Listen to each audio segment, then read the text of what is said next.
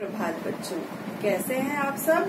आशा करती हूँ आप सब अच्छे होंगे, स्वस्थ होंगे। हमने अपने पिछले ट्यूटोरियल में हिंदी साहित्य का पाठ 8 शुरू किया था, जो कि 2 भागों में पूरा हो गया था और जिसका अर्थ भी हमने समझ लिया था।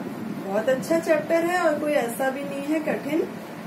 इसके बाद हम अपना अभ्यास कार्य करेंगे और हाँ, आपको शब्दार्थ याद करने हैं इसके। मैंने आपको इसका होमवर्क दिया था।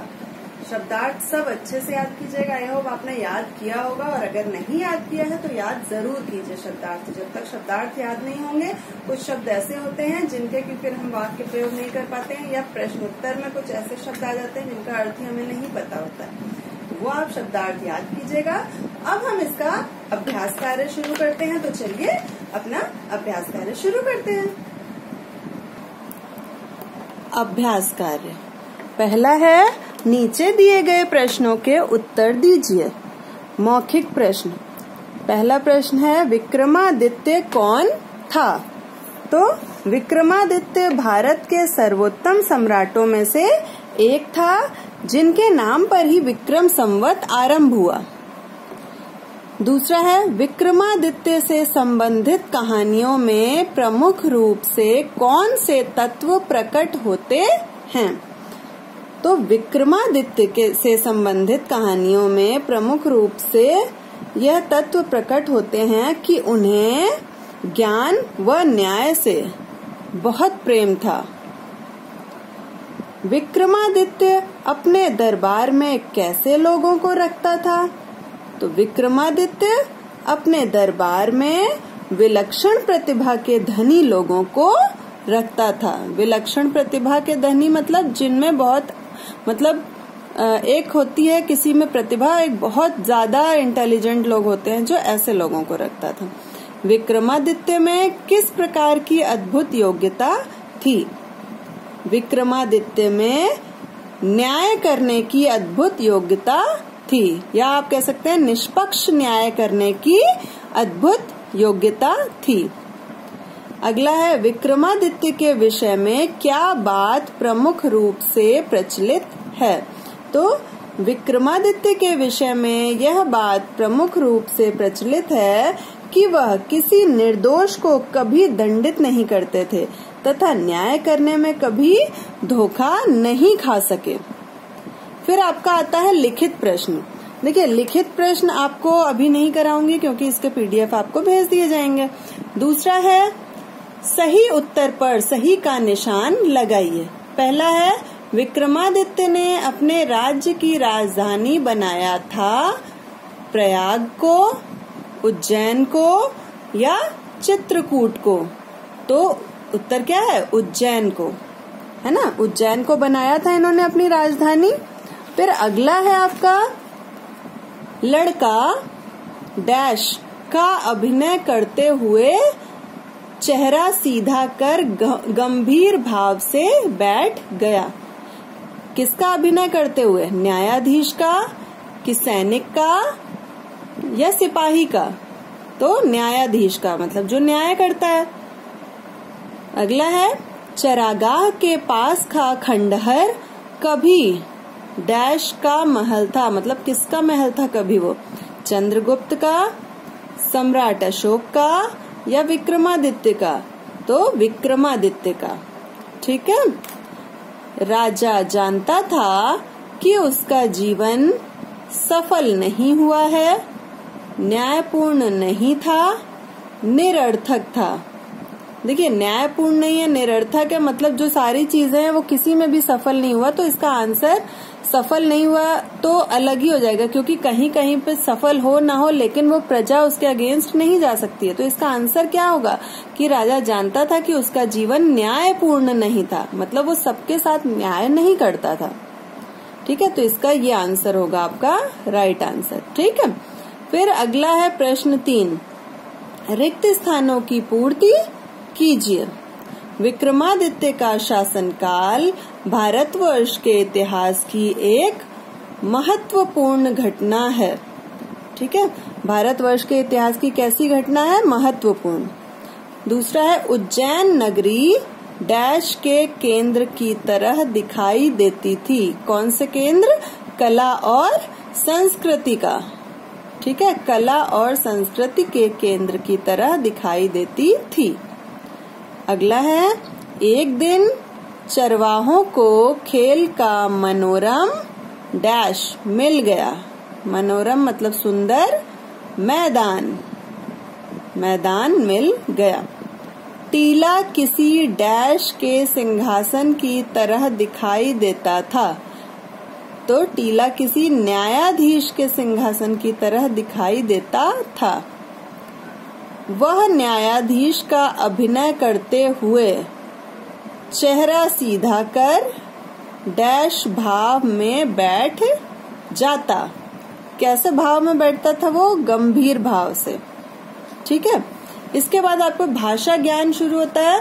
पहला है भाषा ज्ञान में निम्नलिखित शब्दों के पर्यायवाची शब्द लिखिए। आकाश, नभ, अंबर, गगन। राजा, नृप, नरेश, भूपति। वृक्ष, तरु, विटप, द्रुम। प्रतिभा, समझ, प्रभा, चमक। समझ, प्रभा, चमक। पृथ्वी, भूमि, धरा, वसुंधरा। विलक्षण, अद्भुत, विचित्र, अनोखा। दूसरा है, निम्नलिखित शब्दों को शुद्ध करके लिखिए। अशुद्ध दिए गए हैं शब्द, उनको आपको शुद्ध करके लिखना है। तो विक्रमादित्य नहीं होता है, विक्रमादित्य। प्रतिभा, प्रतिभा। मुख, मुद्रा, मुख, मुद्रा।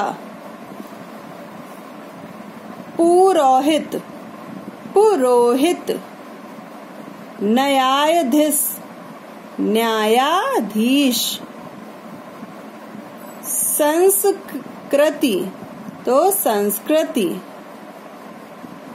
ऐसे लिखा जाएगा ये। फिर तीसरा नंबर प्रश्न है, निम्नलिखित शब्दों के विलोम शब्द लिखो। मतलब विपरीतार्थी शब्द लिखने हैं। अपराधी, निर्दोष। स्थिर, अस्थिर या चंचल। कुछ भी हो सकता है दोनों में से, अस्थिर भी हो सकता है, चंचल भी हो सकता है। फिर अगला है स्वीकार। स्वीकार का विलोम अस्वीकार भी हो सकता है, लेकिन एक उचित शब्द जो विलोम शब्द में प्रयोग होता है वो होगा बहिष्कार। शांत, अशांत। न्याय, अन्याय। योग्य, अयोग्य। अगला है, निम्नलिखित उपसर्गों का प्रयोग करते हुए 3-3 शब्द लिखिए। मतलब उपसर्ग दिया गया है, उसका प्रयोग करते हुए आपको 3 शब्द बनाने हैं।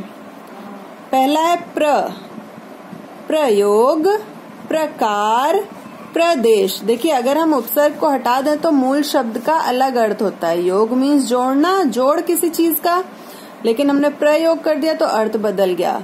कार मतलब 4 पहिया गाड़ी, लेकिन उसमें हमने प्र लगा दिया तो प्रकार। देश समझते हैं सभी, उसमें हमने प्र लगा दिया तो प्रदेश। जो देश के अंदर होते हैं अलग अलग, वो होते हैं प्रदेश। विशेष, विनाश, विहार। विहार मतलब घूमना। अगला है कुपुत्र, कुमार्ग, कुचक्र। अवगुण, अवनति, अवतार। अगला है शब्द विच्छेद कीजिए। भारतवर्ष, इसका क्या हो जाएगा? भारत, जमा के चिन्ह सब में लगे हैं, देखिए, बस हमको शब्द विच्छेद करने हैं। भारतवर्ष मतलब एक तरह से आप इसको संधि विच्छेद भी कह सकते हैं। जैसे हम संधि विच्छेद में अलग अलग करते हैं, लेकिन वो डिफरेंट हो गया। ये आपका शब्द विच्छेद है, आपको अलग अलग समझ में आ रहे हैं शब्द, आप इसको आराम से कर सकते हैं। शासनकाल, शासन जमा काल, आत्मविश्वास, आत्म जमा विश्वास, प्राचीन काल, प्राचीन जमा काल, मुख मुद्रा, मुख जमा मुद्रा। आपका यहाँ पे यह पाठ समाप्त होता है। अब आपके हिंदी साहित्य में 2 पाठ पूरे हो चुके हैं, पाठ 7 और पाठ 8। ये दोनों पाठ आप अच्छे से प्रिपेयर कीजिए। बस हिंदी साहित्य का आपका एक पाठ बचा है, जिसको कि हम वो भी शुरू करेंगे जल्दी ही। इस प्रकार आपका ये दोनों पाठ आपको अच्छे से पढ़ने हैं, बार बार समझने हैं, एक्सरसाइजेस भी समझनी है, शब्दार्थ याद करने हैं।